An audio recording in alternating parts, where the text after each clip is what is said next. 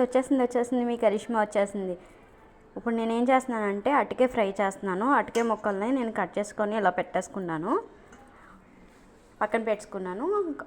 ఇంకో పక్కన స్టవ్ వెలిగించి ప్యాన్ కొని పెట్టేసుకున్నాం. వేసుకొని పక్కన పెట్టేసుకున్నాం కదా, పెనంలో ఆయిల్ వేసుకున్నాము.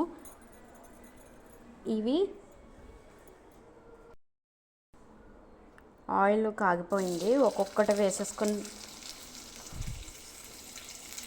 స్లోగా వేసుకోండి.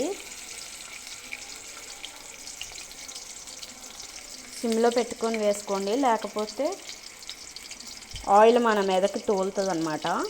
ఓకేనా, స్లోగా వేసుకోండి. చూడండి ఏగినాయి కదా బాగా. దీంట్లో కొంచెం నేను సాల్ట్ వేస్తున్నా.